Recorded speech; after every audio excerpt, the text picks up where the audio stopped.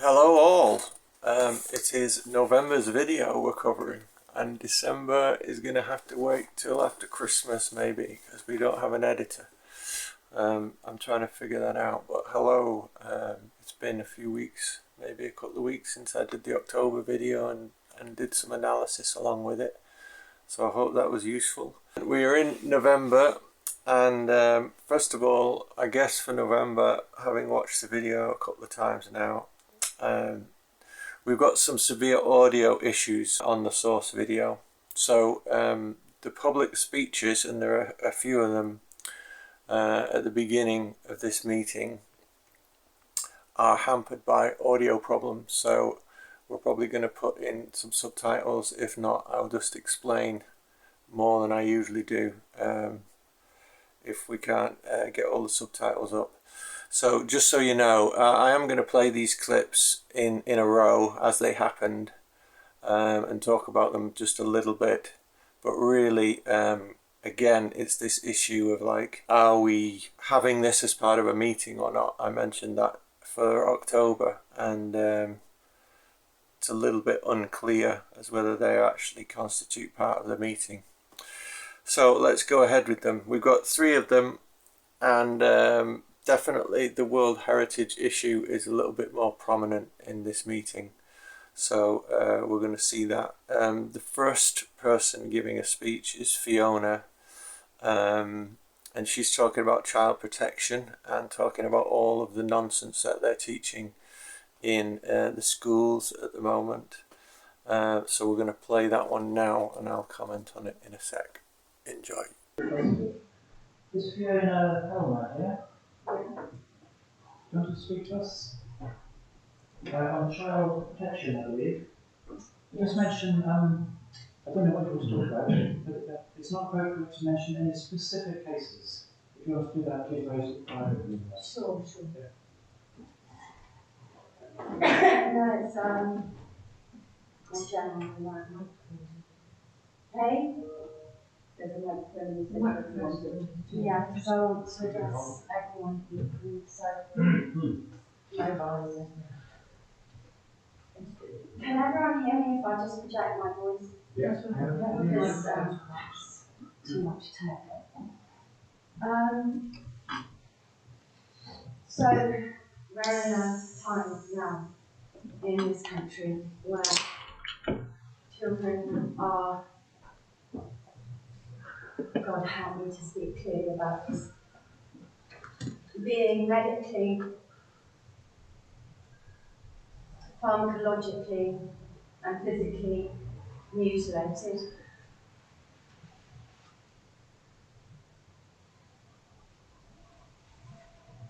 And there is a culture that has been created around this subject that any challenging of this current trend, shall we call it, what do we call it? Ideology. We can just point at what's happening.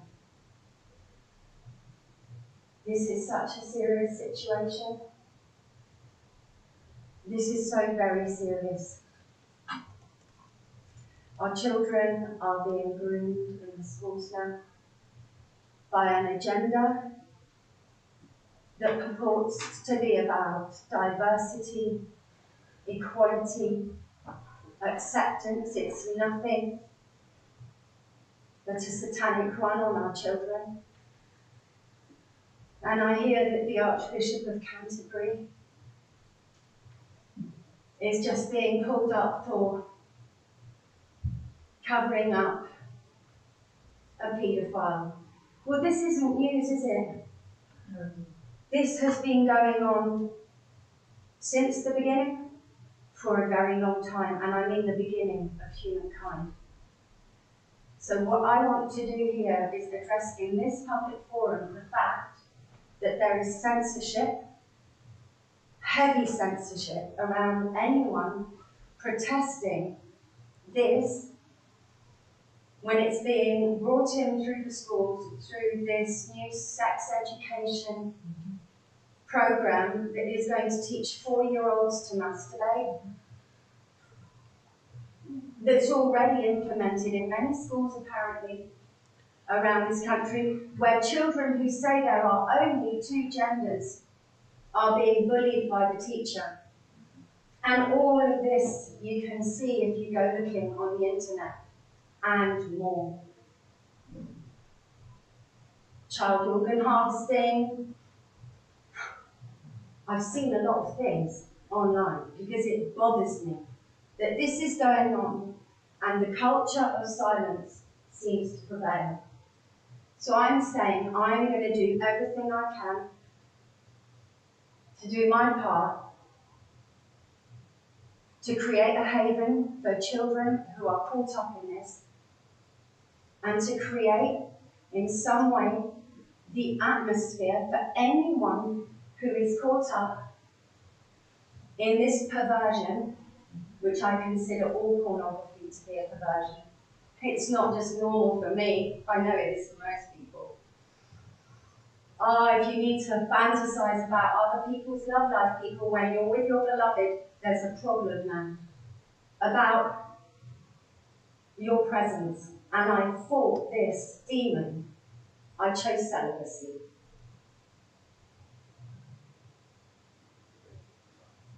So please, please, please look at this topic. Look into your hearts. What are we going to allow our schools to teach our children? Because I think we're on the edges of it somehow here at the moment. But what really is being brought in on this agenda, because when I question the drag queen story hour, because if these men happen to have an interest in reading books to children, why do they have to do it in a persona that is a sexual act that happened in nightclubs? It's not right. It's just not okay. And I'll leave out the right and wrong. I'll just say good and not so good. So we need a mechanism for the people who are caught up in the pornography, the paedophilia, whatever. Jimmy Savile, how does the drummer of the Clash know that man was around a paedophile when nobody else did? Have I had my 3 minutes? Thank you. So I just say we need the mechanism for people, adults caught up in this, to come forward and find help, because they need help so that those children can be freed. And it's all still going on. Everything that was happening with Jimmy Savile is all still going on. So let us please wake up to this horror and not allow it to continue under our watch or in our schools. Please. Thank you. All right, so that was Fiona. I mean, I was at the meeting, so I saw all these live, and it's an older issue, really, if we're just talking about internet, debate and stuff like that. I mean, I do feel a bit triggered, to use the modern parlance, for that topic, because I just think that it's a big problem, and the reception at the council after that was just nothing, and it does kind of make you wonder what the point is. I mean, I'm not denigrating what Fiona has to say. In fact, I thought it was brilliant, emotionally charged little speech that was made. It was very useful, but just the response was the thing that I'm kind of thinking about here, is that it's just unless you structure a very strongly worded letter to a councillor who you feel has ears for that topic, it's just a real battle to try to get ears on this issue. Do you know what I mean? In some ways it was the most powerful of the public speeches in that meeting.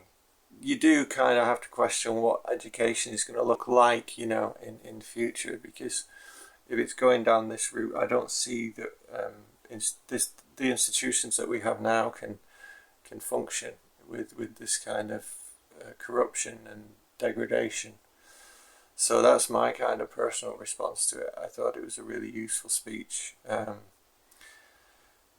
The council are very practically minded, and they're not tapping in. They're not looking at videos that look at this topic in depth, I don't think. So I'm hoping that there were some members on the council that felt some sympathy for what she was talking about. But we'll see anyway. Alright, so the next speech is, this was a lot more of a prepared speech. I know the speaker from the town previously, and she was a bit hesitant as to what she was wanting to do with the speech and even give it at all, because it's a real hot topic, the World Heritage issue.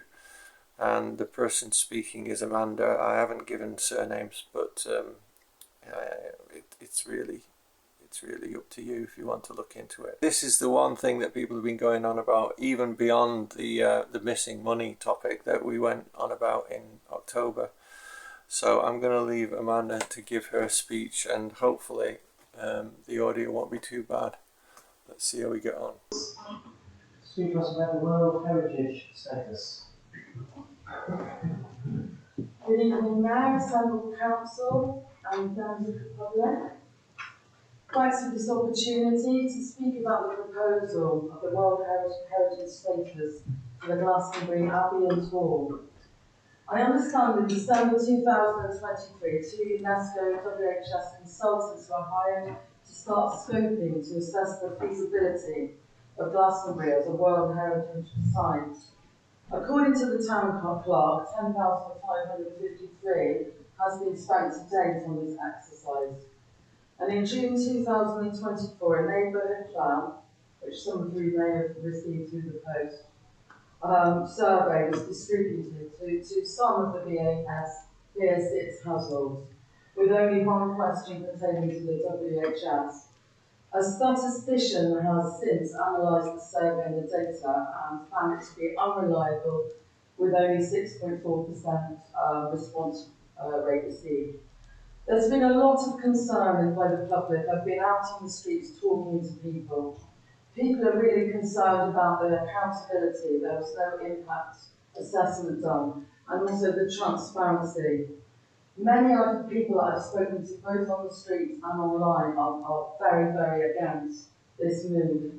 There's a fear of the negative impact that WHS would bring, such as over-tourism, commercialisation of the high street, increase in taxes for residential lessons and businesses, some loss of autonomy, more coaches, footfall and car parks, more visitor centres and hotels. And what about residential parking for locals?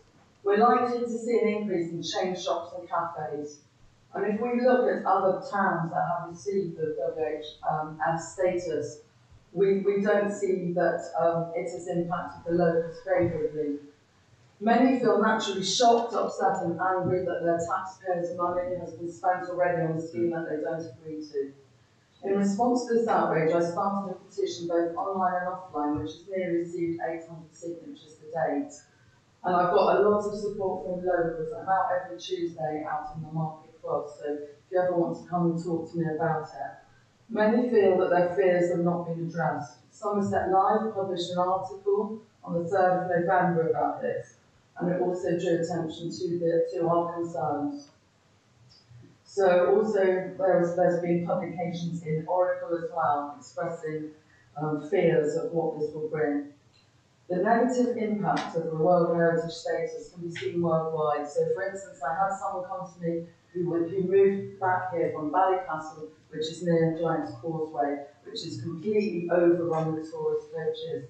I heard on the radio this week in Pompeii, they've got 36,000 visitors per day, and they've had to halve that and bring in lots of restrictions in the town.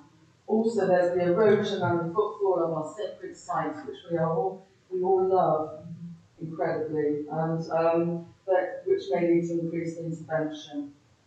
So the general consensus from most of the people I've spoken to, they're very happy with how the National Trust is running the Abbey, and many feel that the money could be spent better, running the tour and the Abbey Trust running the Abbey, but many feel the money could be better spent tackling immediate issues such as homelessness and food poverty. Some of us work for the food fridge. And after several meetings that I've called, there were 16 of us, there were 3 councillors there, and then the second meeting there were 40 people and 4 councillors. The the overall consensus is definitely against this proposal for Glastonbury to be inscribed on World Heritage status. We'd like an impact assessment, a reliable and extensive survey to reflect the public attitude towards UNESCO World Heritage status. A public consultation clearly needs to be called, and a People's Assembly has also been suggested. We demand more collaboration and communication, which is also set out in your aims from the council, and also access to the consultants. Our voices need to be heard and taken into account. Thank you to all present. May all these concerns that I've expressed on behalf of many people, many residents, be looked at seriously and acted upon. Thank you very much.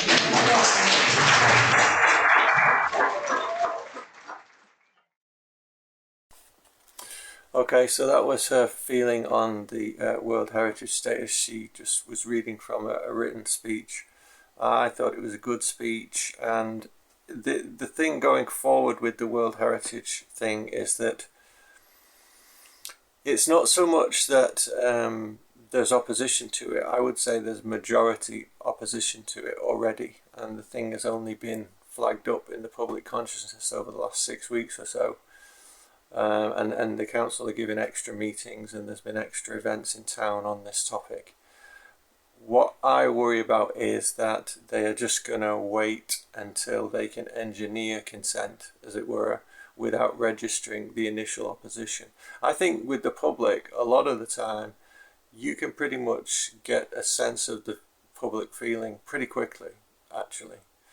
And the council, particularly John Cousins, are playing their cards very close to their chest so that they can just engineer over time the consent rather than just respond to the fact that most people, as far as I'm aware, are not interested in the World Heritage status. So that's my thoughts, just, given that we're into this topic with Amanda's speech there. So, but I'm going to move swiftly on because we stay with the topic, and we got Tom Wilson coming up, and I'm going to play this now. I'm going to say subject, Tom Wilson. Sorry to be harping on. To be a bit controversial, I think the idea of us being a World Heritage Site is a lovely idea. I've lived here on and off for 50 years. And, over that time, we've seen more and more people coming, and we have a very busy high street. We have lots of tourists and pilgrims and all sorts of people, the weird, the wonderful, and the wacky come to Glastonbury. And I think it's fantastic, and the tourism and the pilgrims are a really, really positive thing for Glastonbury. My concern is that if we have World Heritage status, that we could suddenly, it's like having a glass of wine every day. People say it's really quite healthy, but if we have 5 bottles every day, it's not going to be so healthy. And we could end up with coaches upon coaches of people turning up. We could be opening a genie out of the bottle that we can't put back in the bottle. And at the moment we have all sorts of weirdos coming to Glastonbury. A lot of us are weirdos, I include myself in that. But I think we have to be really careful of cleaning Glastonbury up and making it mainstream, because weirdo people, a tiny little minority of people, and they're all flocking to Glastonbury, which is wonderful. But if we then add another 99% of less strange people, there's nothing wrong with any of it, but it's like, we could be in a nightmare situation, and I don't see the benefits of this idea, which I don't have anything against in principle, but the benefits, if we were a failing town and we were like completely a ghost town and there was nothing happening, we had boarded up buildings, it might be a wonderful idea, it might really revitalise this town, but we are one of the most vital towns. We are an amazingly vibrant town with all sorts going on.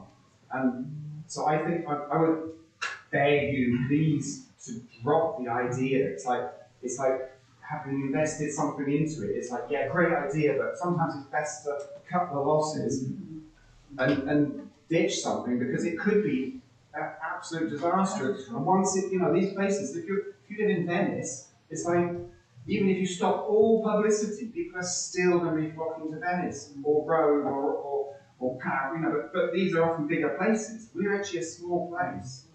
And on that line, I would beg that we please be very careful not to Disneyfy Glastonbury. We've already got, I was predicting when we might end up with boards with coloured pictures all over. We've already got that. We've got planters with tag, the Glastonbury tag on. It's like we don't need to market Glastonbury. It's marketing itself. It really is.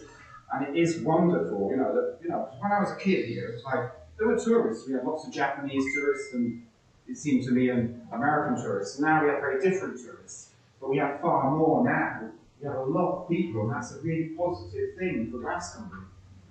But just a word of caution, we could be opening floodgates. And what would we do then? No, that's all done. Okay, so more of the same. I mean, Tom's a little bit nervous sometimes, but I think it was a good speech and it was humorous and interesting. So that was good, and it's really useful to have more speakers speaking on this, particularly as early as possible. So I've not much more to say about that. What we do get is that the audio strangely clears up after the public speeches. Now, I'm not sure how conspiratorial I want to get about that, but it is interesting that the audio clears up at around 23 minutes just after those three public speeches. So I don't know what that means. I'm not going to go full on conspiratorial because we do have an audio dropout of everything later, so it could be just bad. I don't know how it's happened that way. Let's have a look. I'm just looking at my notes to see what we've got next.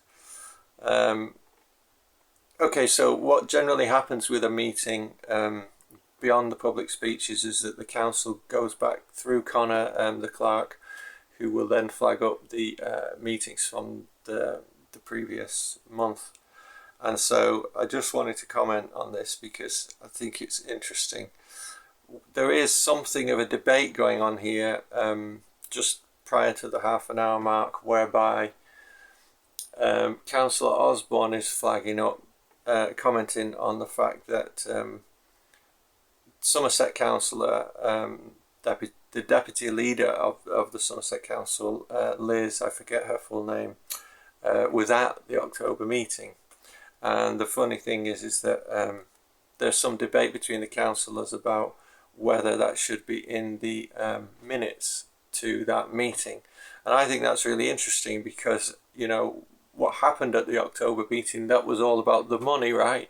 So we've got somebody who's a deputy leader of Somerset Council present in Glastonbury before that meeting when this topic of the scaffolding issue and the non-payment of all the workers and everything is going on. And you've got to remember that if you listen to Lokobandu speaking in that meeting, he's talking about the fact that it's kind of Somerset Council's deal because the money is with them, And so we've got the deputy leader sitting there in the audience, I'm assuming, or in the public side of the seating area, not commenting, but wanting to be there because she wants to know what's being debated.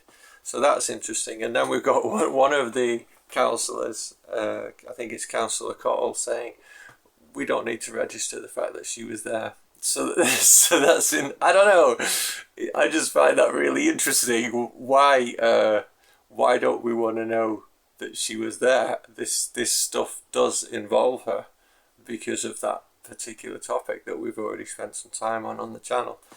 So I just thought you might want to just be aware of that. It's kind of interesting that, Councillor Cottle, I think it is trying to make sure that her presence is not registered in the meeting, and Connor quite rightly kind of pulls him up.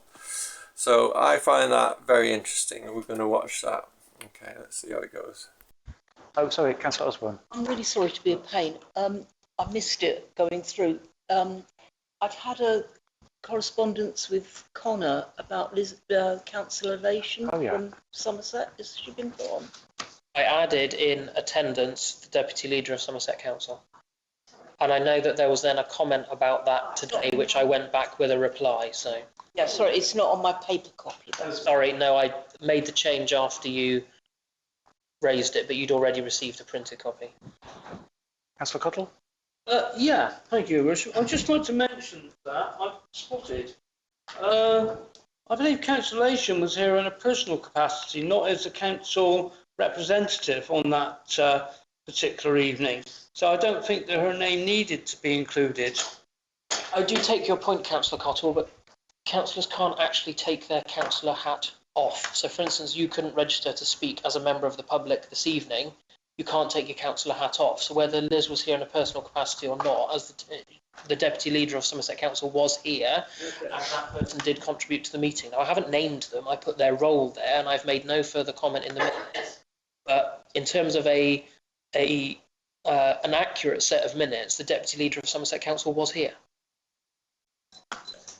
Okay, Connor, I'll go with that. All right, make of that what you will. I went on a long spiel with the preamble, so there's not much more I want to say about it. I just feel it's a bit weird that you want to edit the presence of somebody out of a meeting. Okay, so we're going to move swiftly on now. People who are interested in the topic of the last video we put together at the channel will be very interested in the next little section, because what we've got, if you remember correctly, Indra Don Francesco was not present at the last meeting when this topic of the missing money occurred. So this is our first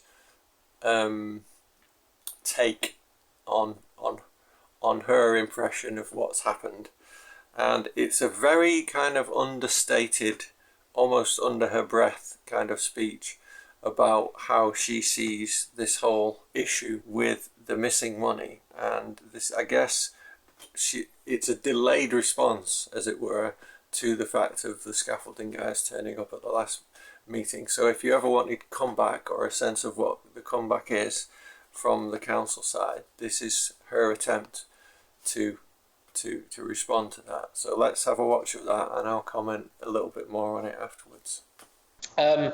I did write to Councillor Lation and I believe Lynn Sedgemore as chair of the Town Deal Board, requesting that the audit into the Life Factory project be made public, and that was then passed on by Councillor Lation to the relevant people in Somerset Council, and they appreciated that we, although Councillor Lation was here, that we formally wrote in that way. And the minutes of the September meeting were changed for this meeting, Your Worship. So that's an update on the actions that were raised at the last meeting. Thank you.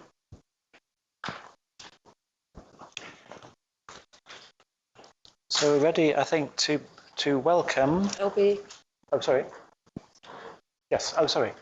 Don Francesco. Your Worship, would it be okay, bearing in mind from all the questions that were from the last council meeting, I have some replies, if that's okay. I'll be very brief. These are from speakers that were in the October full council. So obviously I have to declare an interest. I'm chair of the Red Brick building. So in essence, these count as updates on actions following the meeting. Exactly, okay. And also questions from around the table and questions that have been posed and made public. Okay.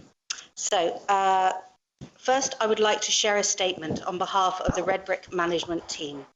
Recently, there have been several reports from Nub News and Somerset Live regarding the Town Deal project at the Red Brick building.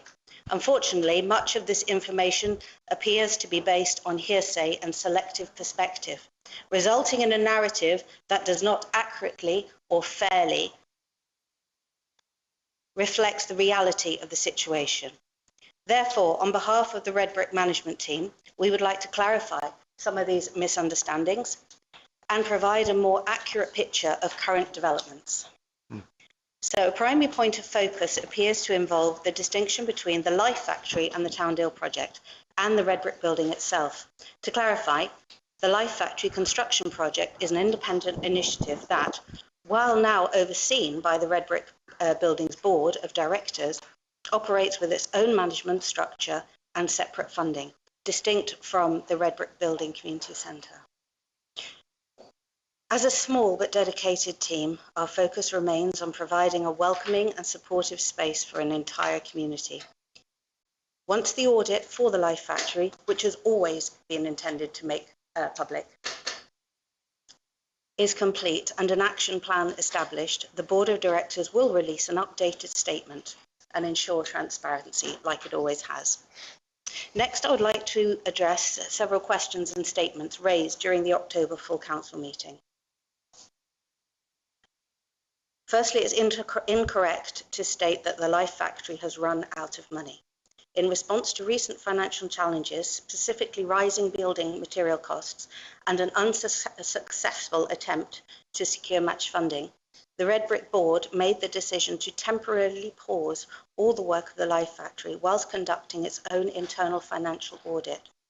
Additionally, Somerset Council, exercising due diligence with government funds, called for an external audit, and this is what's taken longer than initially expected. Although the audit is near completion, final discussions are scheduled for December Somerset Council meeting, which I think is about 3 months overdue. Until then, we are unable to proceed further, and it is also out of Somerset Council's hands. In the meantime, the Red Brick has provided interim funding for over £90,000 to cover payments to immediate contractors working on the Life Factory, including the apprentices and staff. We too are awaiting reimbursement for those funds, and it is impacting on current operations. Regarding Mr Middleton, an unpaid subcontractor who addressed the full council, we regret that we could not offer him an interim payment. As Mr Middleton did not have a suitable contract in place, we could not ensure reimbursement of the town deal fund at that time. We are working on all the contracts. Similarly, in respect to R4, the scaffolding company that raised concerns at the last meeting, we have paid them £224,000 over the past 6 months, with an outstanding balance of approximately 30 to 50 remaining. It's in contention at the moment. We have provided all contractors, including R4, with 3 written updates, and there have been numerous telephone communications in R4's case. The board are genuinely disheartened that we have not been able to settle all payments promptly for work on the Life Factory. Please rest assured, however, that we are working diligently, even under challenging conditions, to ensure that all contractors are paid in full. Rumours and accusations only hinder these efforts, especially for those awaiting payments. I personally object to how the Life Factory is being used for political slurs and respectfully urge everyone, including council members, to support community projects instead of undermining them. Thank you.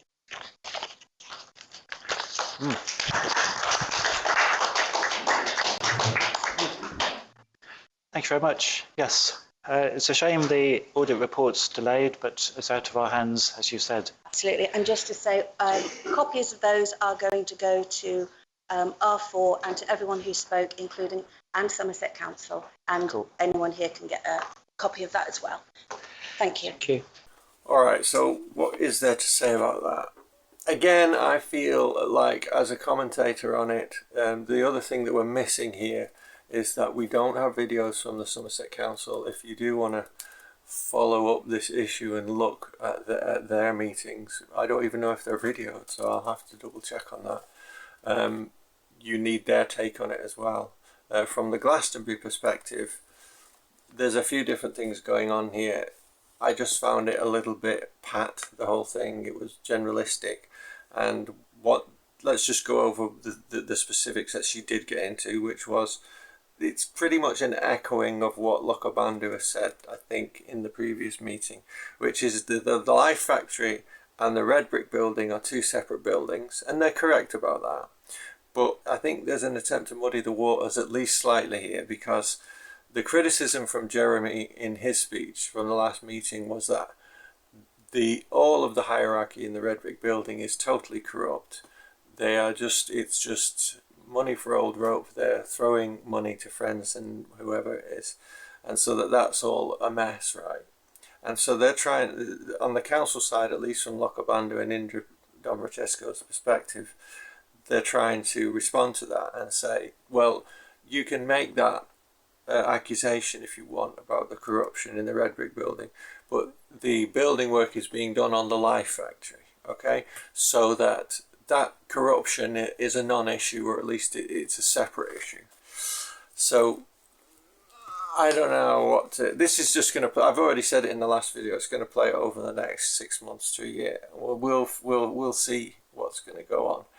But again, they're trying to distance themselves from the money that went into the Life Factory, and you can drive by it in just outside of Glastonbury now and see the state it's in. I don't see any scaffolding there anymore, so I'm assuming it's been halted, the work itself. She also makes a statement that 224,000 has been paid out to workers. She's not really specific enough in that she's not saying your 2 people who reported back to her on missing payments have been paid, you see. That would be a tricky thing to navigate. So it's still a grey area, like, have they been paid or have they not been paid? You know, that's something that we need to pin down. I thought that this would be resolved in December with some more responses from other council members. Having just been to that meeting last week, I didn't get a sense that there is any resolve on this issue, so it is just going to keep going and going, and it will also have to do with the input from Somerset Council. But at least you got it there. You got her, what was it, 5-6 minute attempt at making things clearer about what's happened to the money. I don't think she's achieved that goal, if indeed that was her goal with this speech. And she's also very worried about public opinion on the matter. So it's just telling me that she's muddying the waters, and we won't get to the truth definitely in the next couple of months. I think it's all going to come out in the wash eventually. But I think it's really kind of polite but vague obfuscation. So that's my take on that. I vacillated on whether to include this next section. We get a police visit, which is the first time I've seen a police visit a meeting just to speak about the policing in Glastonbury. But I thought I'd flag it because what I find as a member of public is that there's hardly any police presence in this town, and when it is needed, when you've got this vast influx of visitors in the summer, you rarely, I think there is 1 beat a day, which means I'm making vast presumptions here now, but I can't imagine that there's police on the street, in the high street in Glastonbury, for longer than 20 minutes, half an hour every day, at the very most. It could be that we get three a week. I wouldn't know, and I'm not sure it's any clearer from what is being said here, but I thought I'd just include it, and I'll comment a little bit more afterwards. So what I'd like to do now is welcome PC Higgins to address us. We haven't had a policeman to our full council meeting for a while, so it's great that you've come. And I think we'll have to keep it fairly brief, but please say what you want to say, and there might be a little bit of questions. Thank you. What's wrong with people? It's my back. Hi, I'm PC James Higgins. I'm one of your 2 Glastonbury beat managers, along with Stacey, who's working tonight. We're just trying to come to a few more council meetings because obviously there's been a lack of presence in previous history. So when we're working, we'll be trying to attend if we can. So I think I've booked in for this one and the next one, and I haven't looked further ahead. We've just come out of the summer. Unfortunately, the police put us into a summer demand project whereby all beat managers were seconded to respond, answering 999 calls for the entirety of the summer, which felt like it ran long past the summer. We're back now, so we're no longer away with that demand, so you should be seeing an increased presence of myself and Stacey back in the town centre. Unfortunately, my counterpart in street is leaving us in December, leaving another vacancy. So there'll be one vacancy as a beat manager for Glastonbury and one vacancy as a beat manager for the street, with Hannah being the only beat manager in street. So myself and Stacey will probably have to pick up the slack of her. PCSO wise, we're down to just two, Nick and Mel, who I'm sure you've all met before. I spoke with the Chief Constable last month, and I did challenge her on the lack of recruitment of PCSO across Avon and Somerset, and she stated that she was looking at recruitment for PCSOs in December prior to Christmas. So hopefully we should be starting to see some new PCSOs coming online next year. And they are opening beat manager recruitment next month. So hopefully we should see some more beat managers. I wasn't going to talk about crime statistics because I think Connor provides a copy of that. I didn't prepare a massive speech either, so any questions? Quite a few questions. Should we just go around the table as necessary? Councillor Smythe. Could we be rest assured that there'll be adequate police presence at the carnival and at the Frost Fair, bearing in mind what you've just said? Yeah, so at the carnival, all of the local team will be in. I've seen the op order, there's no gaps in the operational order. I think there's some beat managers coming over from Taunton and some beat managers coming over from across the other side as well, Shepton. So there's no gaps in the operational order for that. I've raised the Frost Fair with the supervisors, and I think in the morning they're providing staff from Yeovil to come over, and then in the afternoon it's the Glastonbury team. Councillor Dunn. Sorry, did I hear you said we're getting more PCSOs? Yeah. Recruitment opens hopefully in December prior to Christmas, according to the Chief Constable. There's been a recruitment freeze. However, I think due to the lower levels of PCSOs, there's a lot of vacancies across the whole of Avon and Somerset. So where that first two courses will go once they've opened recruitment, I couldn't say. So there is a recruitment for having them. There is a planned one, according to the Chief Constable, prior to Christmas. Councillor Napper. Is that a firearm you're carrying? Yes, it's a taser. So a taser. Avon and Somerset's policy is that they're looking at trying to get 50% of police officers to carry taser roughly. I'm one of the ones that do carry taser.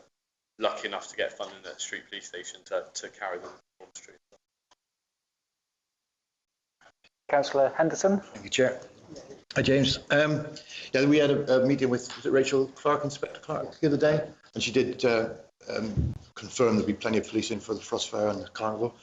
I know it's not your fault, James, but obviously when you're seconded out during the summer to respond to 999 calls, that is exactly the time of year that we need more policing in town, and obviously it's good to see you back, but now is the time when it's a little quieter. So I'm sure I don't have to tell you that really we need to have a bit more support in the summer. Please raise that. I was above my kind of obviously, that's good. Okay. Councillor Cottle. Yeah, thank you, Your Worship. Yeah, I have one question, which I'm surprised somebody else hasn't picked up, actually. With the government bringing in this rule that you're going to have to attend, the police are going to have to attend all shoplifting events, even under the £200 or £250, what they were doing. Are you going to be able to have the capabilities to carry this out? Because I know that our shopkeepers in Glastonbury have struggled with shoplifting over this summer, and it continues actually. So I'm just wondering whether we will be able to see some kind of extra turning up for these sort of things, as the government have been preaching. Thank you. So at the moment, I'm not aware of any policy changes in shop thefts that have been fed down to me locally. As for national policies, I wouldn't be able to comment. Okay. Higher up if there's changes afoot. Thanks, James. Can I assume that we now have an inspector who might be remaining for a little while? Rachel's brilliant. Rachel's born and bred this area. She was a police officer in Frome. She's then been promoted to sergeant in Frome, and then unfortunately she was posted away. I think her passion is this area as a whole, so I'd like to think so. Okay, thank you. Councillor Mudge. Quickly, thank you, Worship. Can you tell me if there have been any convictions for littering in the town in recent times? Not that I'm aware of. It's not something that I'm aware of.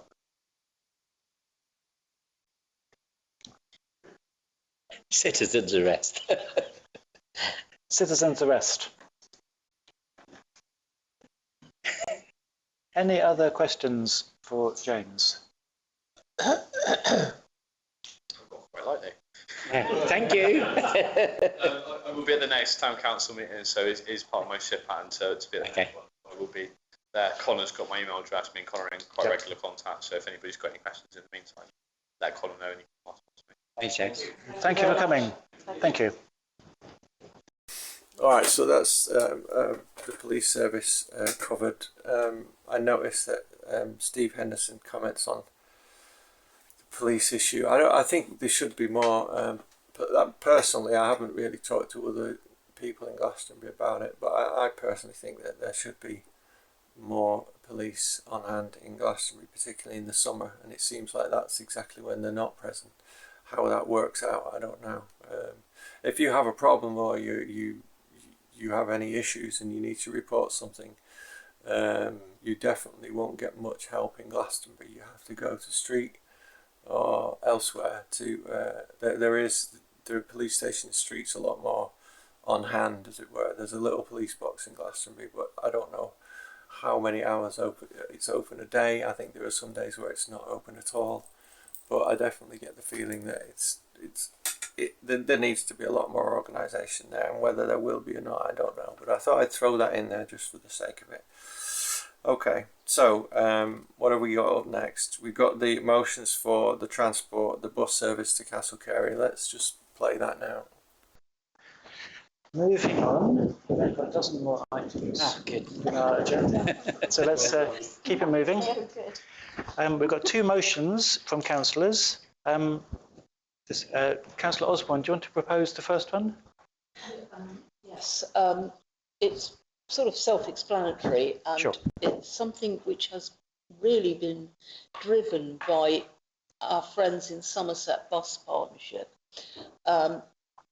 They're working on, and there are people here I know who can talk better about it than me, but they're working on a community-run bus service to Castle Carey.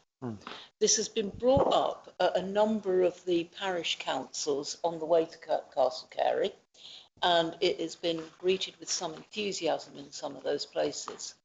What I'm proposing here is that this council commits to being part of the stakeholder group that is working to coordinate, set up and run these new proposed bus services.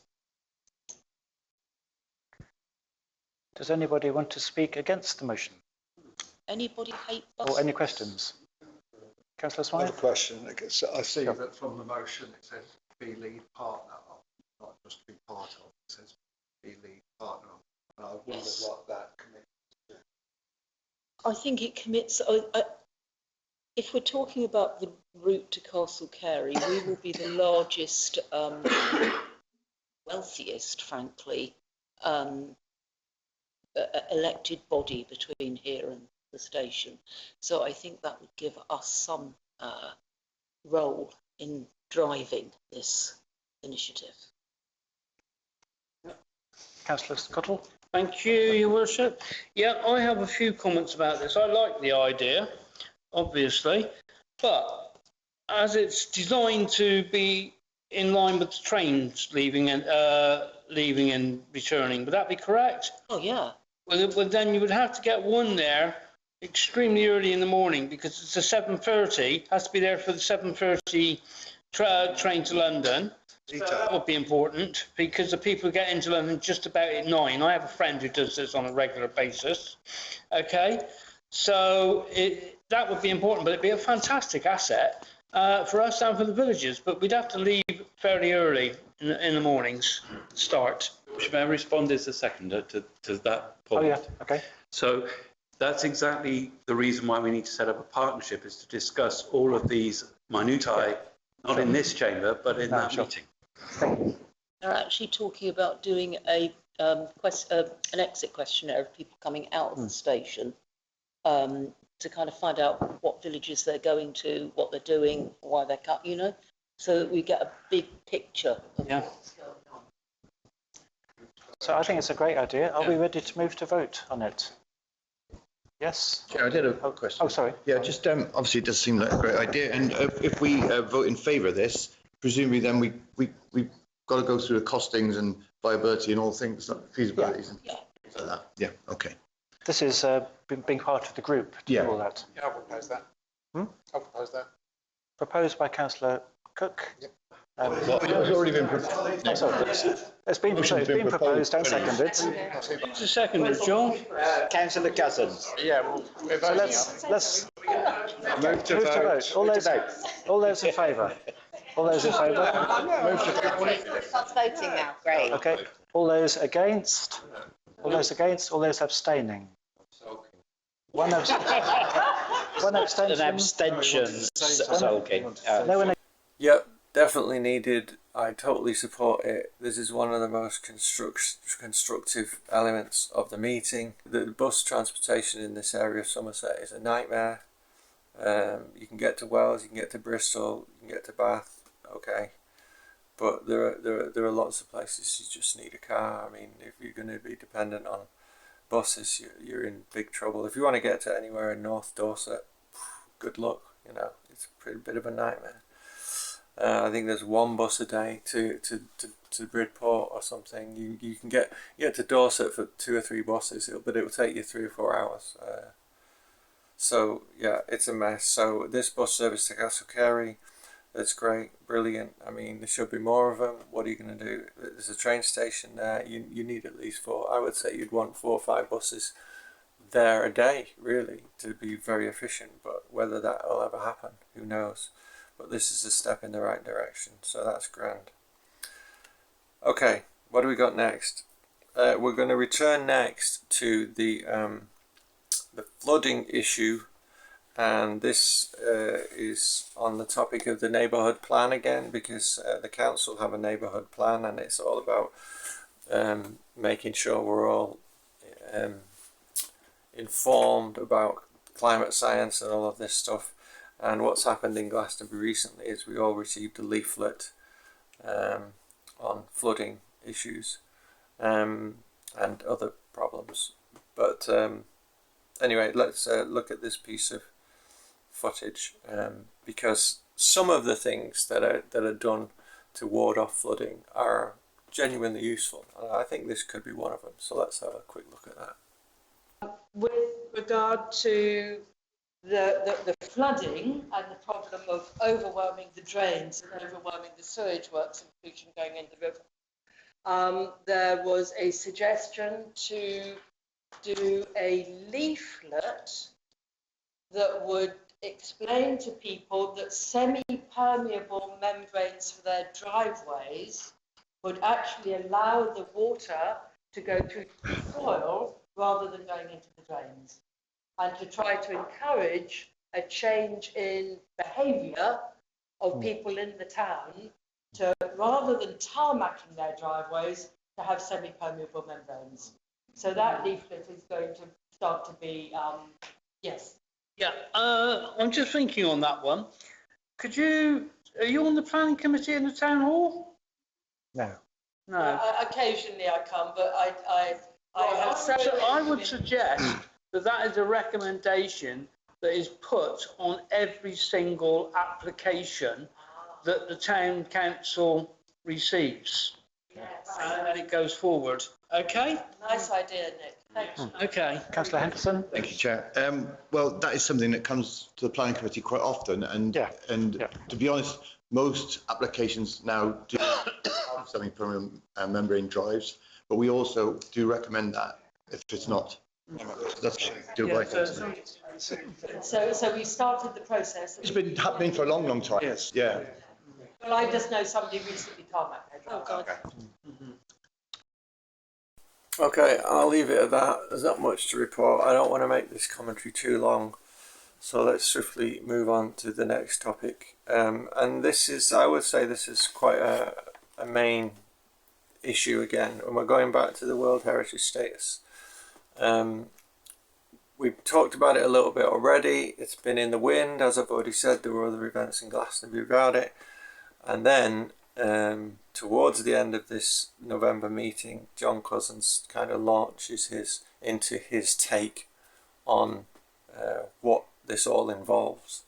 And I'm not very familiar with John Cousins as a person, but I am very suspicious of what is said in this meeting regarding the World Heritage Status application. And I find it rather disgusting that he quotes the fact of £10,500 and something being spent on consultancy on this issue, when all you have to do is ask the public.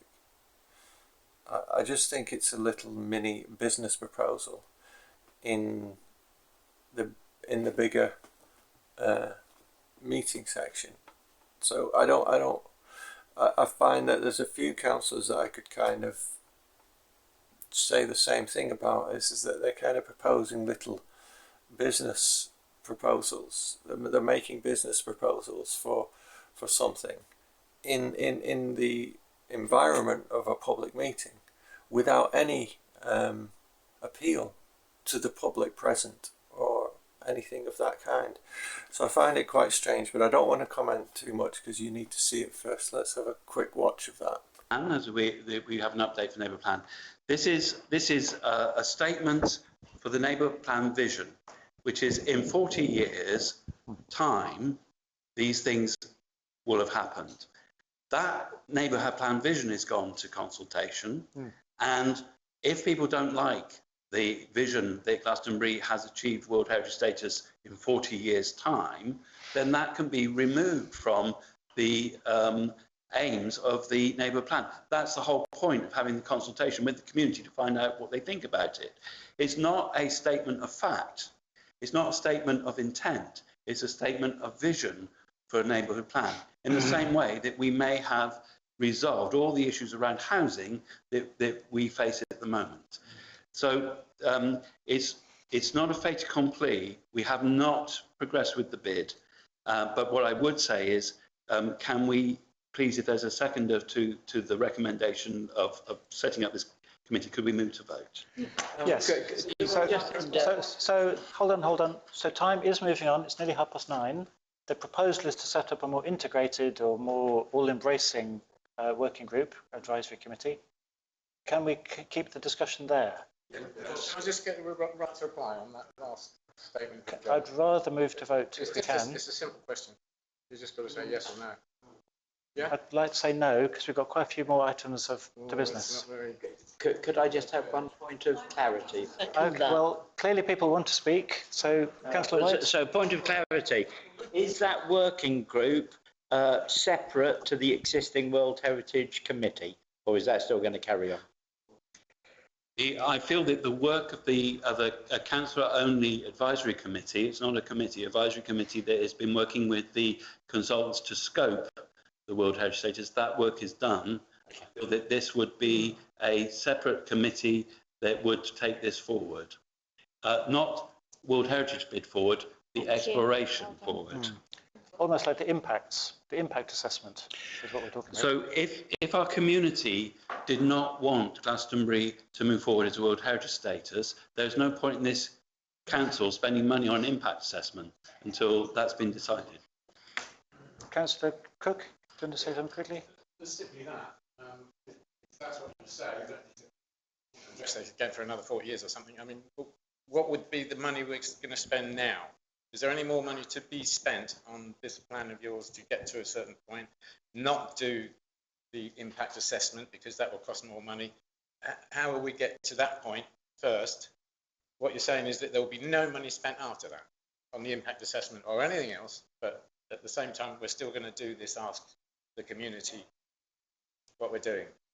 already having spent So part of the budget that we've made up to 30,000 is to go through the process of consultation as well. So I would suggest that we continue to consult with the community. The responses that we've had have not, but there are nearly 9,000 people in this community. We have not received a response from a large number of those people. We need to get this information out to our community, correct information about it, out to the community, listen to their concerns and have a better understanding of what the community actually want, whether they're supportive, don't care or dead against it. What I would say is that this council will listen to the community and do what the community want. Yeah. Are we ready to move to vote? Councillor Osborne? So the thing that for me that came out of some of the meetings that taken place was just how poorly this council communicates, because some of the things that people were saying were just mad. They were just like, I don't know where they'd got some of the information from, but it was just, you know, and the idea that the council had forced this through and all the rest of it. And I think it is something that we should look at, is how we communicate with the community. We're having this. So we have a proposal. Seconder. So I just want to say that in the community plan that we've been doing, we sent out a questionnaire and asked people how they would like to be communicated. You know, because it is something that should be addressed, and that will emerge from the community plan, how we change the way we communicate with the public. So we have a proposer and a seconder, Councillor Cousins and Henderson. Are we happy to move to vote? Yes. All those in favour of the new advisory committee working group? All those against? All those abstaining? One against. Okay. I think the Do committee. we want to choose the members of it should now? carry on as it is at the moment. No, Your Worship, I'll bring a. Okay. I'll work with Councillor Cousins cool. to put together a draft terms of reference that I'll bring to the next meeting. You'll agree them at the next meeting. You'll set your councillor representatives and delegate to that working group to choose within the parameters that are set in the terms of reference. So his position, from what I could glean, is that we're going to do whatever it takes for the public opinion on the issue to be acknowledged, and that will be the main emphasis throughout. My take on it so far, knowing that there's already been a major petition circulating in Glastonbury against the World Heritage status, is that, as I said at the beginning of this commentary, they're gonna, or he, I don't know how accusatory I want to be here, there is gonna be an attempt to engineer consent over a matter of months, rather than just respond to the initial skeptical nature of the public on it, and they're not, as far as I know, I'm not interested. Now, I haven't stood out on the street yet and done a survey. I did actually do that on another issue, which I'll probably get into in another video, and until I do a little survey of my own, I can't say for sure, but from talking to other people in Glastonbury, my feeling so far is it's 80 to 90% totally against this application for World Heritage status. So there you go, at least you've got that sense. What that means, we'll see in the future. But I feel that John Cousins is saying we'll do everything to uphold the opinion of Glastonbury people, but he's holding out for the engineering of consent, I think. So what they're going to do is, well, we don't know what they're going to do, but I feel that it's going to be dragged out until they can say, oh, we've got consent from the public, where we already kind of have a no from the public, and we're only a few weeks into this stuff. The public are fairly unanimous on the issue. So I thought that section was very important, and we've got 10 to 15 minutes of it there of him talking. So I'm not going to rabbit on much more about that. But yes, it does make you a bit skeptical of how this is going to play out. We'll see in the new year. But that's my position on it, is that they're going to take the position, some of the members of the council are going to take the position that they are, you know, everything's going to be fine, and we'll we'll just do what the people want. I'm not going to preempt December's meeting too much, but what I will say is that there was one public speaker from that meeting, which we'll look at more in detail. But I will say that there was a few statements from that speech in December's meeting which respond directly to the statements here from John Cousins, in that the question is from the public, well, when are you going to acknowledge the fact that there is already opposition? So that is the main question as we go into the new year. Are they going to turn around in the new year and say, all right, we've listened and we'll leave the experts and we'll send them off packing to wherever they want to go next to make proposals with somebody else? We'll see in January. And I just think that's worth mentioning, that we've already got another public speaker asking that question now. So we'll get into December's video. It might take towards the end of December before we can get that video to you. But I just wanted to make sure all of November's issues were tied up, you know, before we get into Christmas. So have a lovely Christmas. I will be back with more videos soon, and we'll see you in the new year, most definitely. Bye bye.